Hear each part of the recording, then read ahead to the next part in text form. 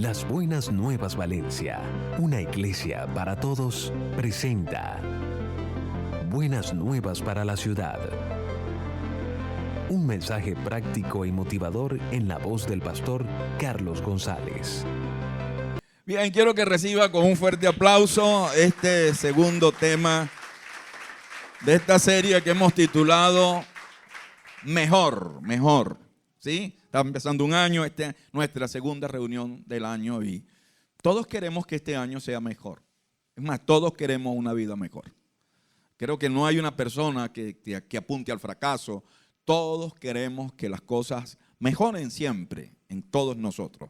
Por eso todos nosotros, decíamos en el tema anterior, comenzamos esas etapas nuevas de nuestra vida, llámese año nuevo, cuando nos mudamos a otra ciudad o salimos a otro país, comenzamos con algo que llamamos metas. Esas metas decíamos que son o están relacionadas con resoluciones, con propósitos. En el caso de los evangélicos, palabra profética. Yo he oído a algunos ya diciendo la palabra profética de este año es rebajo, ¿verdad? Entonces quiere, sí, que este es un año de cambio, de restitución, de bendiciones, pero si tú analizas cada una de esas cosas, todas ellas apuntan en una misma dirección. Deseamos que todo en lo que estamos arrancando, todo sea mejor. Yo quiero un mejor año. Quiero que este año pues ocurran mejores cosas que las que ocurrieron el año pasado. Y aprendíamos también en el tema anterior que mejor es algo posible. Sí, si yo quiero algo mejor, eso mejor que quiero es posible. Y es posible por una razón muy poderosa. ¿Cuál? Dime. Porque Dios quiere lo mejor para nosotros.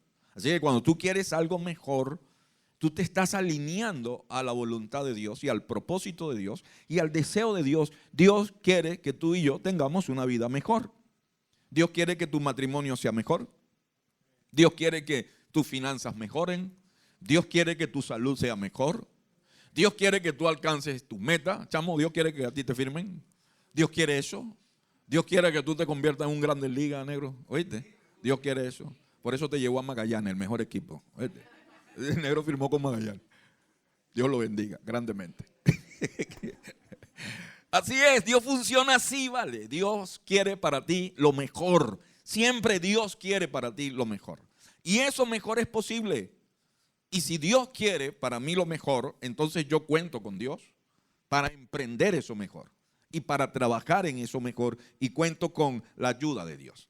La semana pasada yo te colocaba una lista de áreas de nuestra vida donde tú y yo deseamos que sea mejor. Finanzas, relaciones, salud, carrera, vida espiritual. Y te invitaba a reflexionar sobre esas áreas. Empezar un año pensando cómo estuvieron esas áreas el año pasado y cómo anhelo, deseo y quiero que mejoren en este nuevo año. Pero hoy quiero enseñarte algo poderoso, algo muy interesante con relación a esa reflexión. Mira, alcanzar lo mejor requiere muchas veces, la mayoría de las veces, requiere de una evaluación honesta e incómoda. No quiero convertirme en un portador de malas noticias, no quiero, como dicen los dominicanos, no quiero dañar el momento.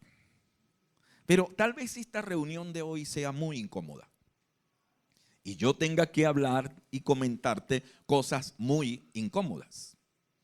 Ese tipo de reuniones no nos gustan, reuniones que nos incomoden, pero créeme, tal vez en algún momento de esto que voy a compartir contigo te sientas incómodo, pero quiero que aceptes esa incomodidad y la digieras, porque pasa algo.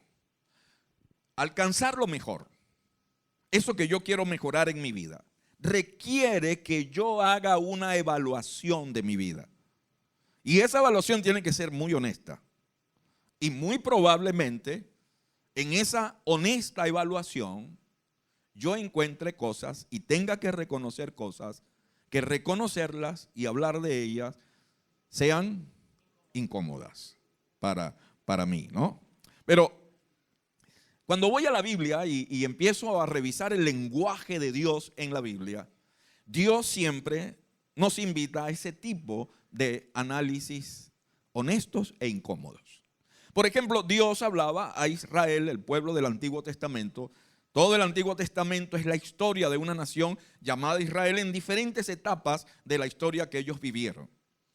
Este Israel que aparece en el libro de Ageo, capítulo 1, Ageo es un pequeño libro que está casi al final del Antiguo Testamento. Es un Israel que estaba viviendo una serie de situaciones difíciles. Sembraban mucho, recogían poco.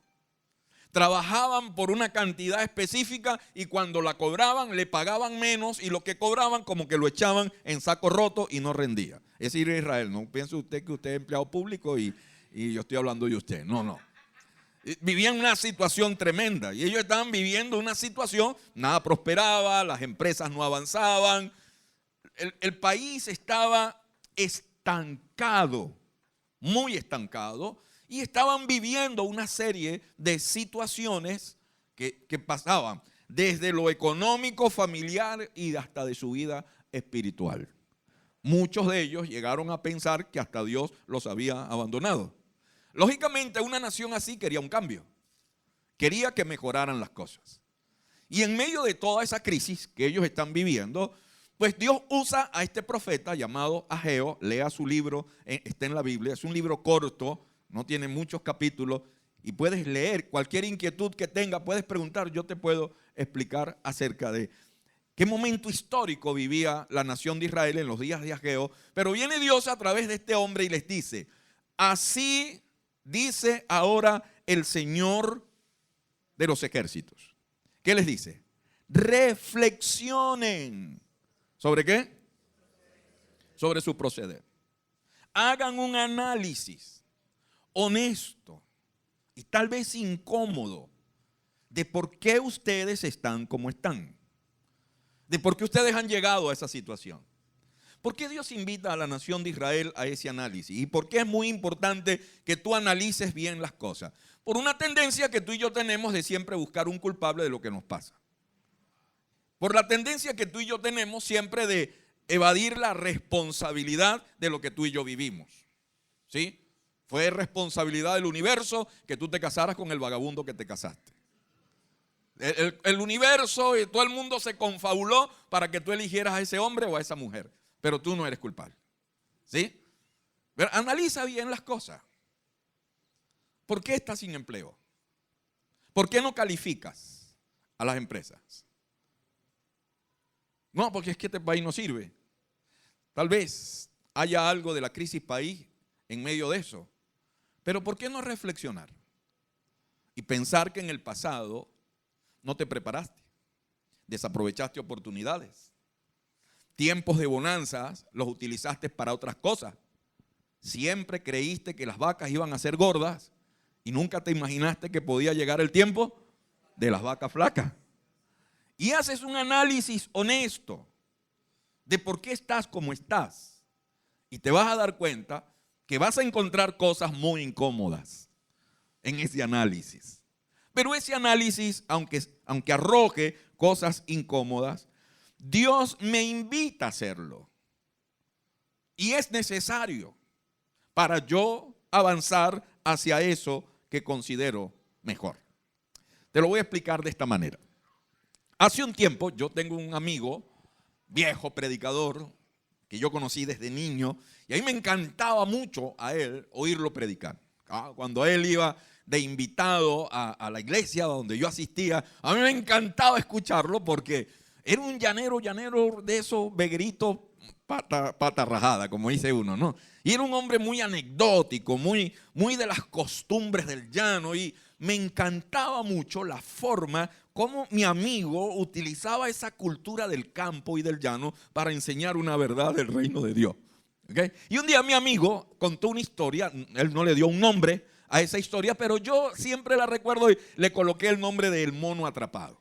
Él contaba que de niño en el llano, en el campo donde él se crió, él tenía una duda, una idea, algo que a él le robaba el sueño. Y radicaba en que él veía a los monos. Y él veía que los monos eran ágiles, eran vivos, eran activos, brincaban de un árbol a otro, andaban en la copa de los árboles. Y él veía al campesino, al llanerito, al veguerito, al indiecito, que era lento, que era torpe, que no tenía la agilidad de un mono, que andaba en la tierra con alpargatas, en burro. Y ese veguerito, lento, torpe, se comía al mono. Y en su mente de niño él decía cómo este hombre lento, pequeño, torpe, que camina, se come a un mono que casi vuela. ¿Sí? Y me pareció muy interesante su historia. Él dijo: hasta que descubrí cómo lo hace. Es sencillo. Le coloca una trampa al mono. Eso hace. Y él diseña una trampa que en su diseño el mono cae por tonto. ¿Sí? Él le coloca a esa trampa que está diseñada de una manera que el mono meta la mano para agarrar lo que le gusta. Ahí le colocaba una mazorca o le colocaba un cambur, le colocaba qué cosa ahí que le gustara al mono dentro de la trampa. Y el mono metía la mano y agarraba eso y podía hacerlo, pero la trampa no le permitía sacar la mano con el cambur en la mano. ¿Sí? Y en ese forcejeo del mono de querer sacar la mano con el cambur o con la mazorca, y no lo iba a lograr, venía el veguerito y le daba un solo palo y listo, se lo comía después. Tan sencillo, ¿verdad? A ti te va a parecer al escuchar esta historia decir seguro vas a decir: mono ciega fue. Oye, por favor, ¿cómo vas a permitir que ese hombre lento te atrape? Suelta la mazorca, suelta el cambur y te escapa. El mono no pensaba de esa manera. Ahora, ¿por qué el mono no suelta el cambur? ¿Por qué el mono no suelta la mazorca? ¿Por qué cree usted? Porque le gusta, porque la quiere, porque le produce algo que él quiere. Y eso se convierte en su patíbulo, en la razón de su muerte. A usted le puede parecer tonto el mono, pero con todo respeto quiero decirte algo. Muchos de nosotros que estamos aquí tenemos exactamente la misma conducta. Y hemos caminado durante años por la vida con la misma conducta. Y tal vez el año pasado muchas cosas buenas no ocurrieron en nuestra vida. Y tal vez muchas cosas buenas este año no ocurran en tu vida, no pasen en tu vida, no porque Dios no quiera, no porque Dios no sea el deseo de Dios de dártelas. El propósito de Dios es que tú vivas mejor y que todo en tu vida funcione mejor. Pero hay un problema ahí. ¿Por qué no alcanzas lo mejor? Porque de pronto estás aferrado a algo. Estás atrapando algo que quieres y estás aferrado a eso y no lo quieres soltar. Por eso quiero que te hagas unas preguntas. Puedes hacerlas. Esto es un análisis honesto e incómodo. ¿Sí? No te preocupes, no va a durar más de una hora. Es un análisis honesto e incómodo. Preguntas. ¿Qué te está atrapando? ¿Qué es eso que te está atrapando? ¿Qué es eso a lo que tú has estado aferrado durante tanto tiempo? ¿Qué es eso que tal vez sin darte cuenta se ha convertido en tu amo y te controla? Y es lo que marca pautas en tu vida. ¿Qué es eso que tú sabes que te hace daño? Sabes que no te conviene. Sabes que eso está robando cosas valiosas de tu vida, está dañando a personas que tú amas, está destruyendo tal vez tu salud, está destruyendo tus finanzas tal vez, está enfilado hacia destruir tu matrimonio tal vez, y aún así tú sigues aferrado a eso. Te cuesta soltarlo. ¿Qué es eso? Buena pregunta. Que no estás soltando. y que te está aplastando. No lo estás soltando. Y estás ahí agarrado a eso. Y eso se ha convertido en algo que te aplasta. Te coloca en una posición donde no avanzas, donde no logras alcanzar lo mejor que tú quieres. Que se presentó ante ti como una oferta, ¿sí? Como una oferta de una bonita experiencia. Pero que con el pasar del tiempo, hoy lo evalúas y te das cuenta que no ha sido una bonita experiencia. Que te ha aplastado, que te impide crecer y te impide avanzar. O ¿qué no estás dejando que te está frenando? Disfruta usted de Buenas Nuevas para la Ciudad con el pastor Carlos González. Tú pudieras alcanzar otro nivel en la vida. Pudieras ser mejor, ir a otro ritmo, estar a otro nivel. Pero no, estás estancado. Y tal vez el año pasado terminaste el año frustrado. Y a solas, en tu cuarto, sin los cohetes, sin los matasuegras sonando, sin los abrazos de los vecinos, a solas, te evaluaste, dijiste, estoy estancado. Pero hay algo que te frena. Y tú sabes qué es. No necesitas que venga un predicador evangélico iluminado a decirte qué es. Tú lo sabes. Pero tienes que con honestidad identificarlo y reconocerlo. Y eso te cuesta mucho. Y por esa razón has decidido mantenerlo en secreto. Por eso, una pregunta incómoda sería, ¿cuál es ese secreto que te está enfermando? ¿Qué es eso que tienes en secreto que no quieres que la gente sepa de ti? Y eso te enferma. Te avergüenza. No quiero hacerte sentir culpable, pero todos tenemos secretos. ¿O no? Todos tenemos áreas de nuestra vida que nos causan vergüenza. ¿O no?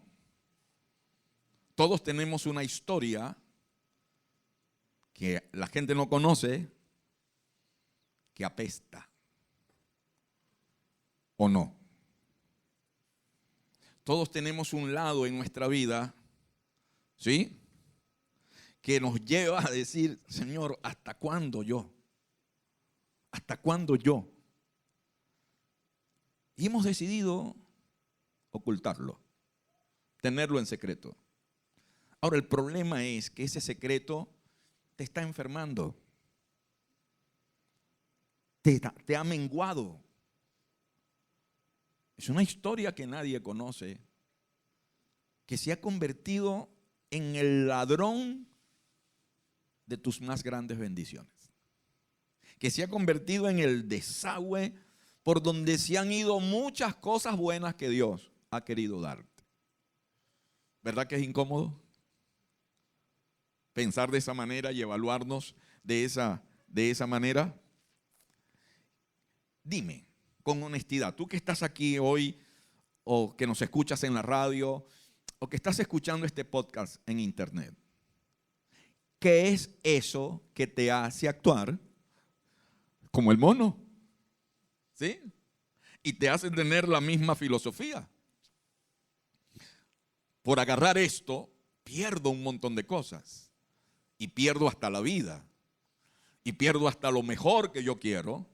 Por estar aferrado a algo que sencillamente, aunque sé que me hace daño, yo no quiero soltar. Eso tiene un nombre. Y tal vez ese nombre es la palabra protagónica del tema de hoy. Es una palabra, mira, que aparece muy a menudo en reuniones como esta. Es una palabra tal vez que la vas a escuchar mucho en una reunión de un contexto religioso. La hemos escuchado mucho en la iglesia. Y hemos escuchado a los predicadores mencionarlas un montón de veces. O has leído libros en torno a esa palabra. Y es una palabra que todos van a reconocer cuando aparezca en pantalla. Esa palabra es pecado. Mira la palabra pecado. La palabra pecado se usa solo en el contexto religioso. Es una palabra muy fuerte, ¿sabes? Que genera reacciones en nuestra vida cuando la escuchamos. Es una palabra que si alguien nos dice, usted está en pecado, eso de alguna forma hasta nos ofende. ¿Sí? Nos desafía, nos mueve. Por esa razón, por ser una palabra tan fuerte, nosotros esa palabra la hemos suavizado. ¿Sí? Y le hemos colocado otra palabrita para explicarla un pelo más suave, y es la palabra error. No pecado, sino errorcitos que uno comete, pastor. Cositas que pasan. Nimiedades. ¿Verdad? Error. Mira lo que sucede con la palabra error. Según el diccionario, la palabra error, ¿sí?, es algo así como conocimiento insuficiente. Es algo que ocurre por conocimiento insuficiente. Tú vas al vigía, donde tenemos la casa de los niños, pero tú no conoces lo suficiente la ruta hacia Tocuyito.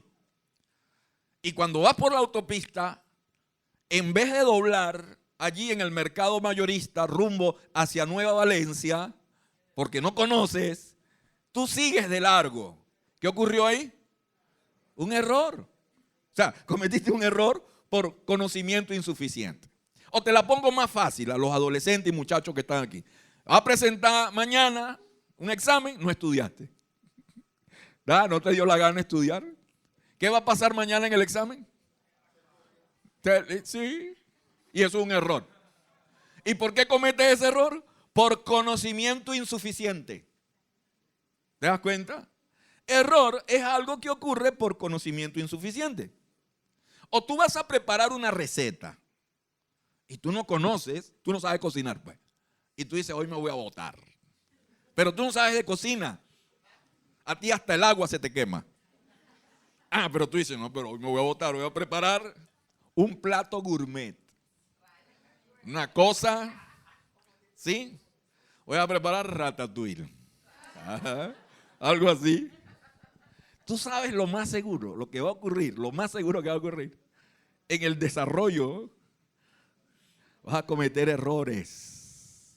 Porque la cocina es técnicas, combinación de sabores, cantidades, porciones. Y si tú no tienes el conocimiento suficiente, lo más probable es que le eches más agua a la sopa. Lo más probable es que cometas algún error. Claro, tu familia no te lo va a decir. Ni tu esposo, ni tus hijos te lo van a decir. Ni tú mismo lo vas a decir. Eso me quedó espectacular. Eso me quedó de un bueno. Quienes comieron eso, van a decir, bueno, gloria a Dios, aleluya. Es más, eso va a pasar a ser uno de esos secretos vergonzosos que tú no vas a querer confesarle a la gente. Eso es un error. Ahora, ¿por qué no puedo asociar la palabra error con pecado? ¿Por qué? Porque los errores se cometen por falta de conocimiento. De alguna manera los errores son hasta involuntarios, porque los cometo por falta de conocimiento. Pero pasa algo también con los errores se corrigen. ¿Sí?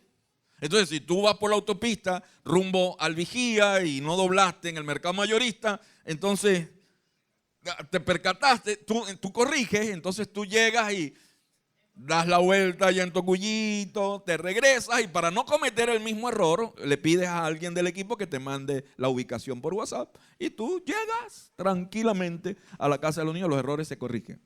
O si tú estás escribiendo en el examen y tú colocaste algo ahí que no era, viste al otro y tú borras y tú colocas lo que es, los errores se corrigen.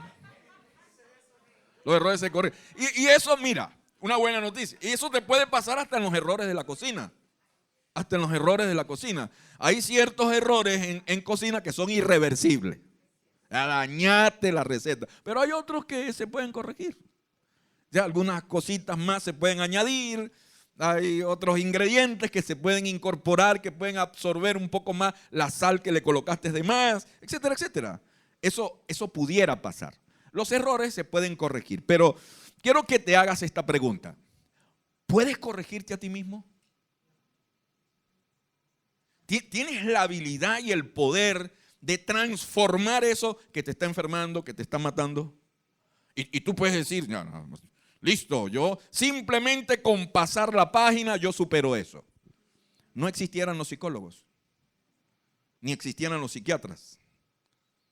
Y no existieran las personas arrastrando qué gran cantidad de problemas que no se resuelven con un solo pasar la página.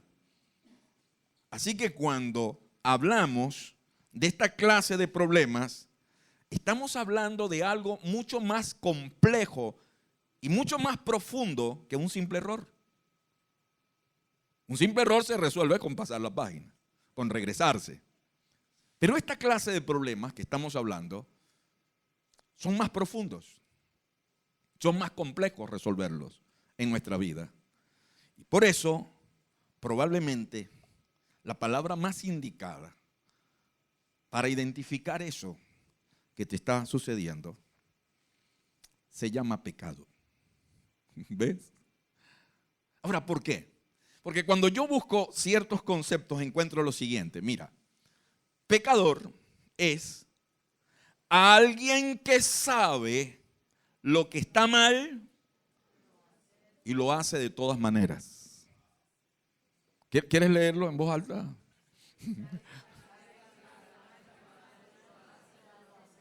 Lo hace de todas maneras. Él sabe que está mal. Él sabe que no tiene que transitar por ahí. Él sabe que eso le hace daño. Tú y yo sabemos que no nos conviene. Tú y yo sabemos que estamos despertando el tigre que hay en mí. Tú te conoces y sabes hasta dónde puedes llegar. Y aún así, ¿qué haces? Lo haces. Por eso, pecado está asociado con esta lista de antivalores que los vas a encontrar en la Biblia. ¿Sí? Lee la Biblia y trata de interpretarla y vas a encontrar en ella estos antivalores. Rebeldía en el pecado, en las prácticas del pecado, en las áreas de pecado de nuestra vida, hay rebeldía. Son áreas muy rebeldes de nuestra vida que no quieren doblegarse, que quieren mantenerse, como el mono aferrado al plátano, ¿verdad? Nah, este es mío. ¿Sí? En el pecado hay un antivalor llamado desobediencia. Tú y yo sabemos que estamos traspasando un límite. Tú y yo sabemos que no nos conviene. Tú y yo sabemos lo que Dios piensa al respecto. Estamos clarísimos con respecto a lo que Dios piensa en cuanto a eso. Y aún así, lo hacemos. En el pecado está relacionado, o el pecado está relacionado con un antivalor llamado soberbia. Soberbia. Es la tendencia de nosotros, los seres humanos, de ser nuestros propios líderes, de autodirigir nuestras vidas, de manejar la vida a nuestro capricho, a nuestra manera.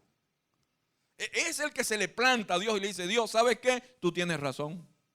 Eso que tú dices es verdad, pero yo sigo en esto.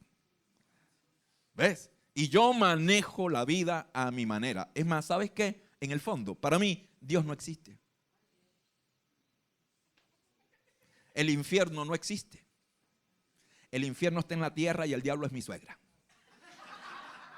¿Sí? Entonces yo no quiero, no creo que es. Es una actitud muy soberbia, ¿no? Es mera comparación, no se ríe.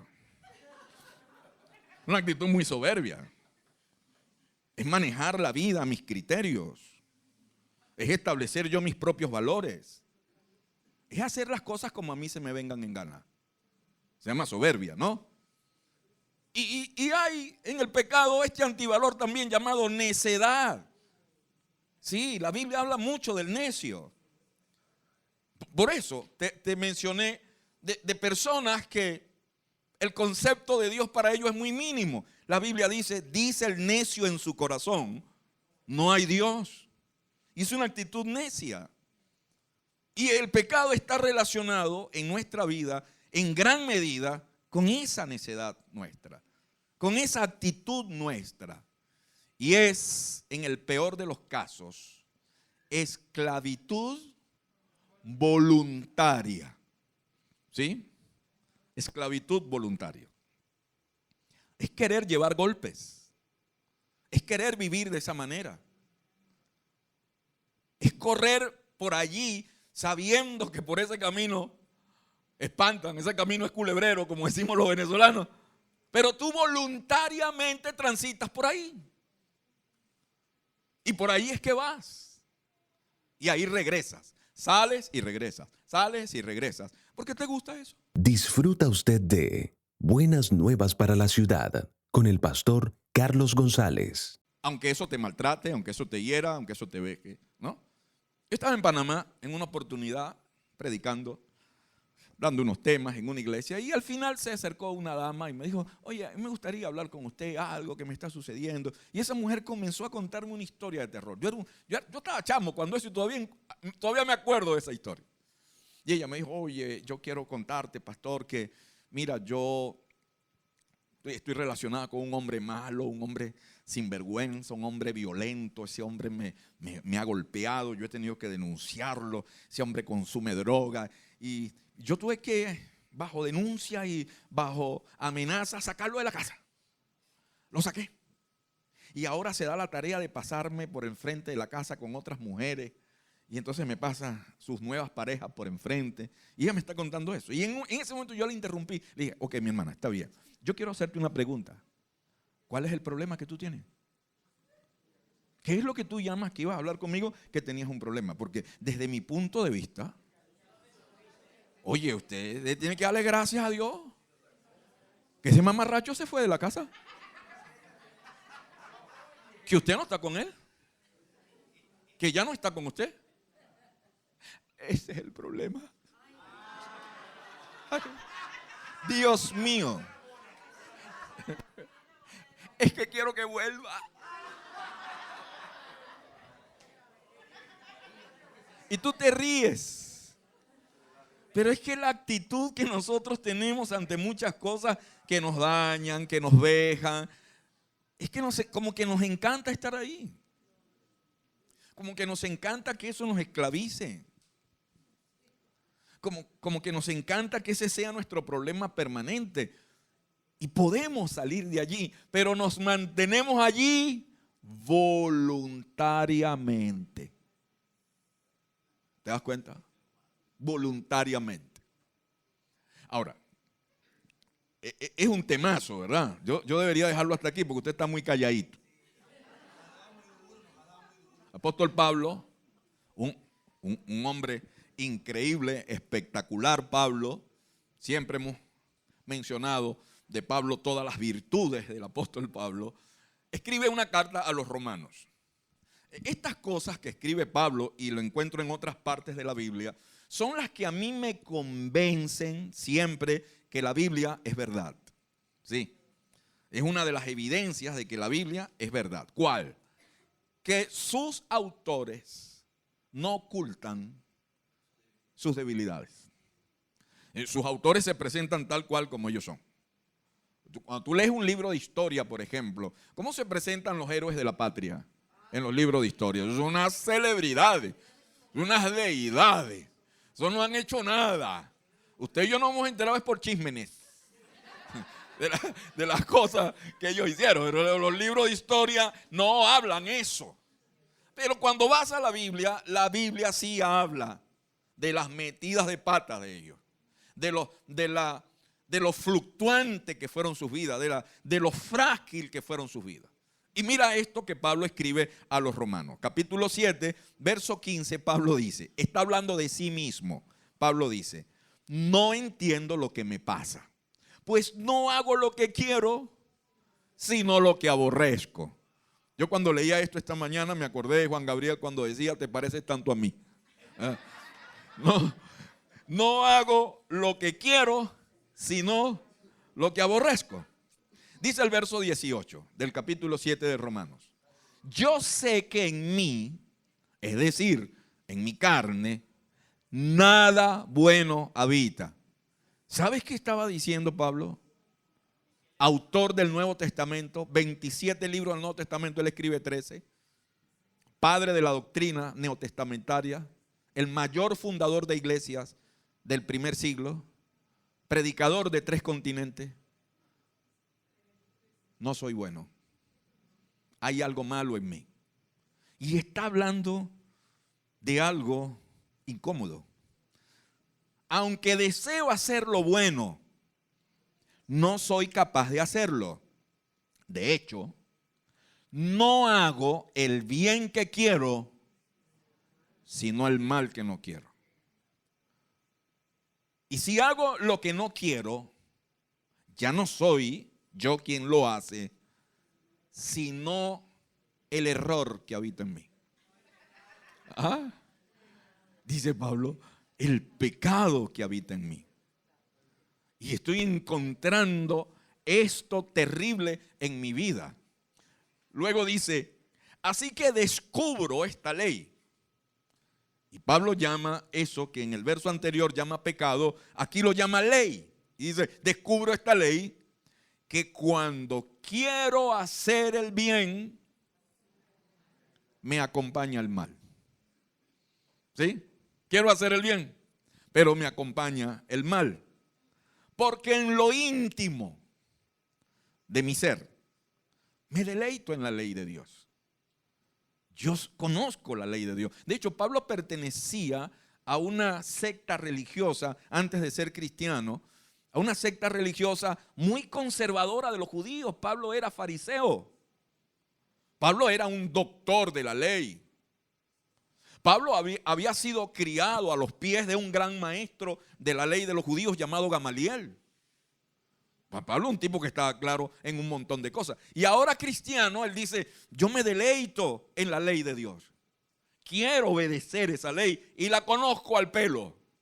¿Sí? En lo más íntimo de mi ser, eso es lo que yo quiero. Pero me doy cuenta que en los miembros de mi cuerpo hay otra ley. Es como cuando yo era nuevo creyente, yo llegué a la iglesia de 12 años y la iglesia donde yo iba, sus prédicas, sus cosas, yo decía, oye, deberían predicar algo más práctico. Y yo recuerdo que un día le dije a uno de los líderes de jóvenes, lo que pasa es que yo soy cristiano, mi alma lo sabe, pero necesito que alguien se lo diga a mis hormonas. Yo cargaba las hormonas a millón.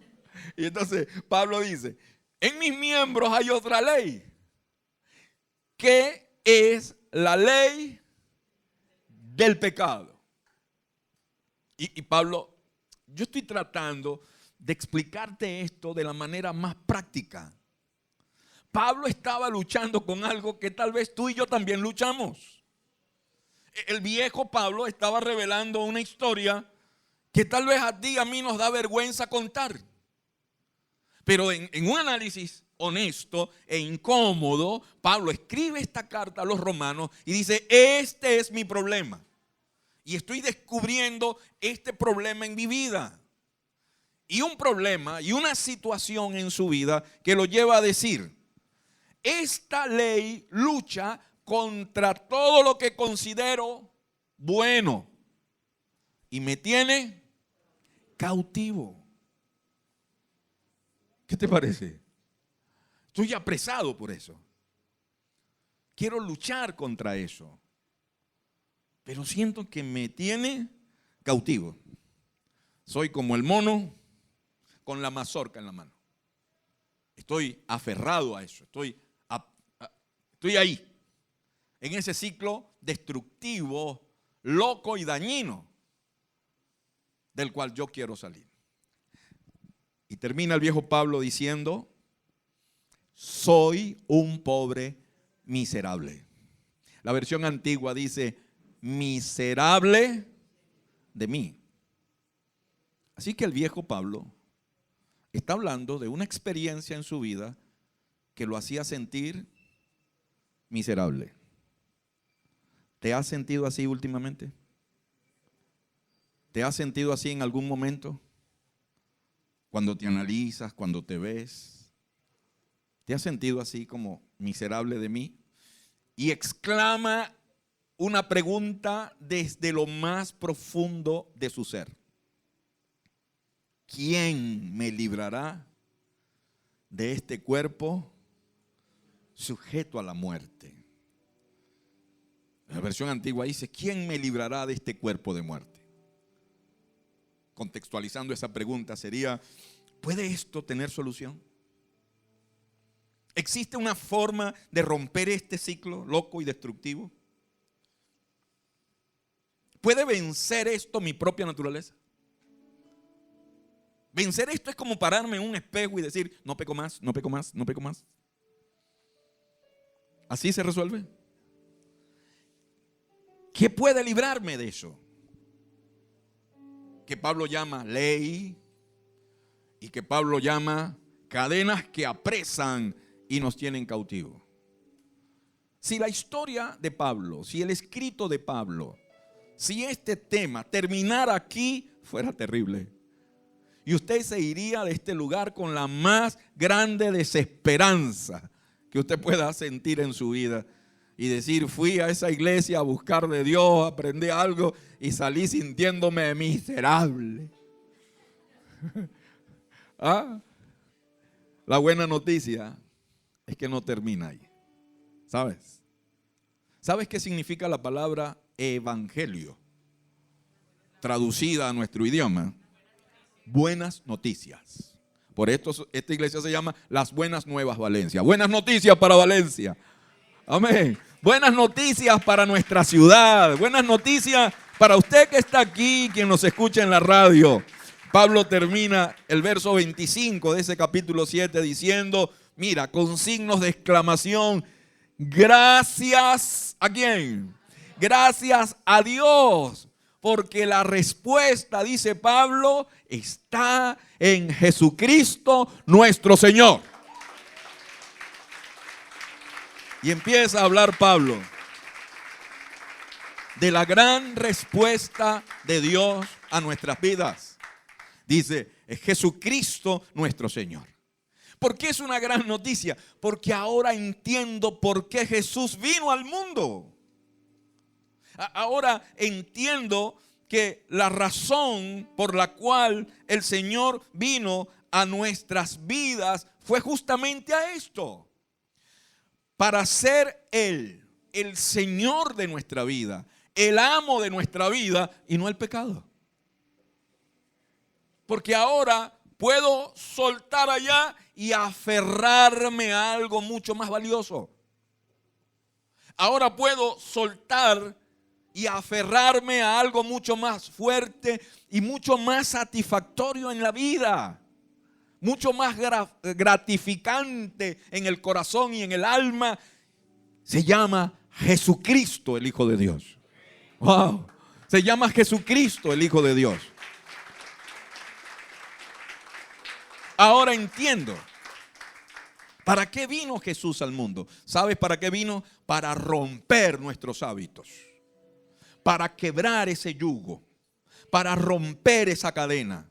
Para librarme de esa esclavitud y para darme la oportunidad de ser perdonado por todo lo que he hecho y tener el privilegio en Él de construir una vida mejor, de construir una mejor familia, de cambiar la historia, de ser diferente, de tener una manera distinta de ver la vida en Él. Y entiendo que para eso Él fue a una cruz y murió.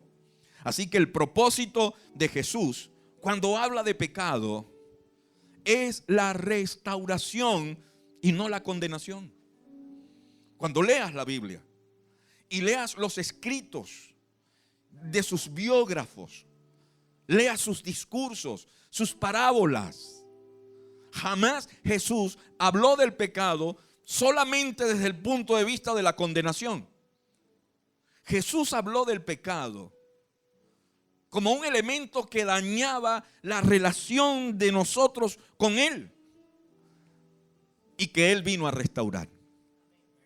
Él vino a quitar eso para que yo pueda relacionarme con Él y yo tener una mejor vida, un mejor año, y yo pueda tener una mejor familia, y yo pueda ser diferente, y mi familia y mi vida puedan tener otra historia. Mira, cada vez que yo veo a mi hija Chantal cantar aquí, cada vez que ella agarra el micrófono y canta, a veces yo estoy por allá, mire, así como decía el predicador ese campesino que yo he escuchado al principio, él decía una frase que a mí se me grabó, decía, a mí se me pone el corazón como Pepe Mango en cachete burro, destrozado. Sí, eso me conmueve mucho. ¿Sabe por qué? No porque Chanti canta bello, ella canta muy bonito, pero no por eso, sino porque veo la historia de donde vengo, sino porque analizo mi familia y de dónde vengo. Vengo de un abuelo alcohólico, papá de mi mamá, de tíos alcohólicos. Vengo de un papá terrible, infiel, desordenado, con antivalores. Vengo de un abuelo paterno que su vida era un desastre. Vengo de una familia llena de hombres infieles, con hijos fuera del matrimonio, con vidas pobres y miserables, marcados por la pobreza y por la falta de sueños y de proyectos. Y de una familia así, ¿qué hombre podía salir? ¿Uno igual? Hasta que Jesús vino a mi vida. Hasta que le conocí. ¿Te das cuenta? Y Él vino a cambiar esa historia.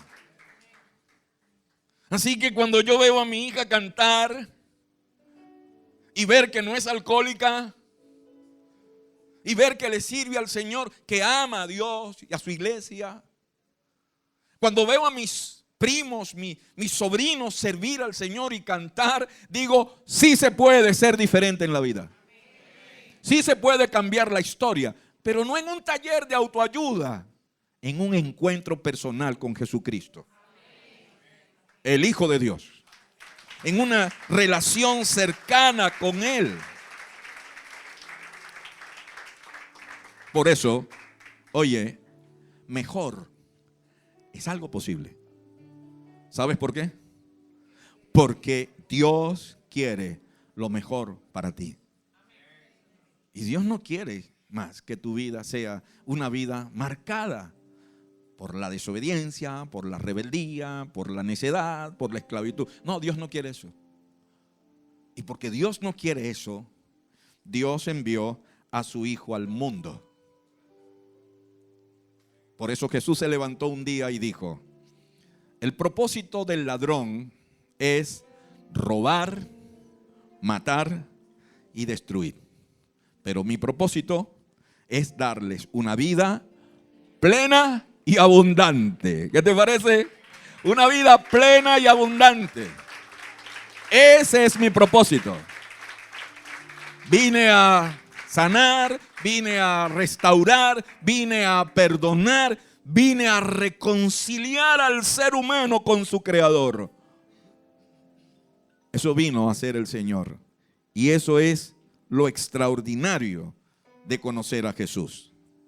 Por eso no me canso de decir, aquí en la iglesia, en la radio, cuando estoy en la radio, a cualquier otra iglesia de la ciudad donde estoy invitado, a cualquier lugar público donde tengo que levantarme y hablar, lo digo con toda convicción: Jesús hace que la vida sea mejor y Jesús nos hace mejores para la vida.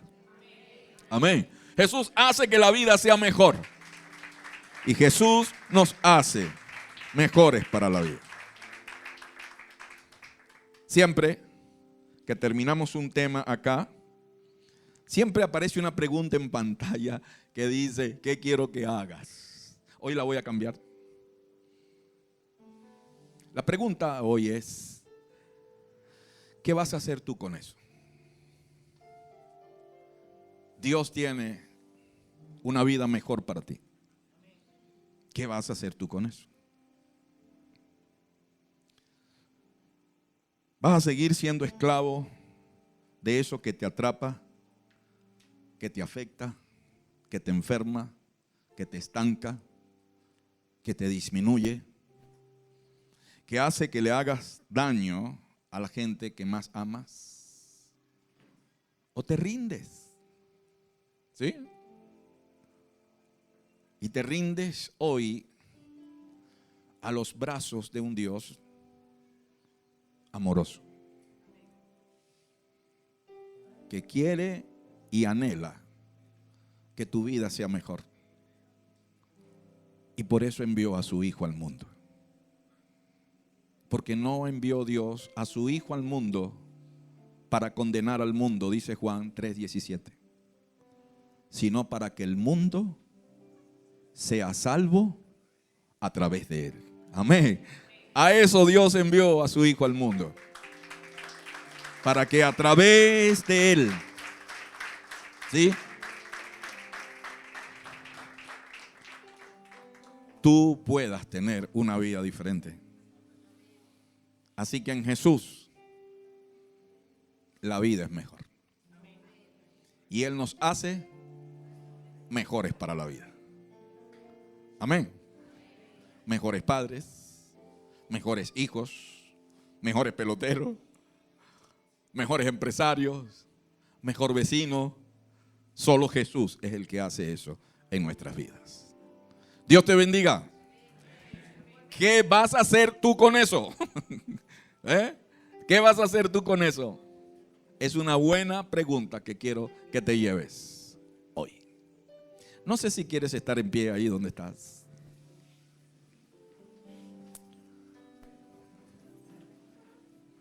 Pero Jesús en una oportunidad se levantó y dijo: el que tenga sed, que venga a mí y beba. Jesús dijo: yo soy la puerta de las ovejas. El que por mí entrare será salvo. Jesús dijo: yo soy la resurrección y la vida. Y el que en mí cree, aunque esté muerto, vivirá. Yo soy el primero y el último. Yo soy el alfa y el omega. Yo soy el principio y el fin. Yo soy el camino. Soy la verdad y soy la vida. Y nadie va al Padre sino a través de mí. Vamos, inclina tu rostro. Quiero hacerte una pregunta honesta. Tal vez incómoda, pero honesta. ¿Es Jesús el Señor de tu vida? ¿Realmente? ¿Has convertido al Señor en el marco referencial de tu vida?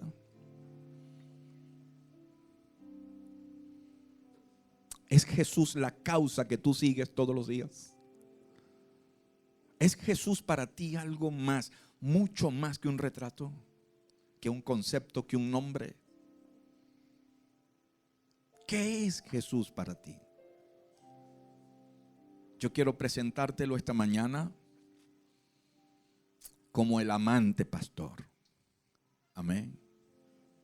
Como el amoroso Dios que quiere ayudarte, quiere bendecirte, quiere que seas libre, que tengas una vida plena y abundante.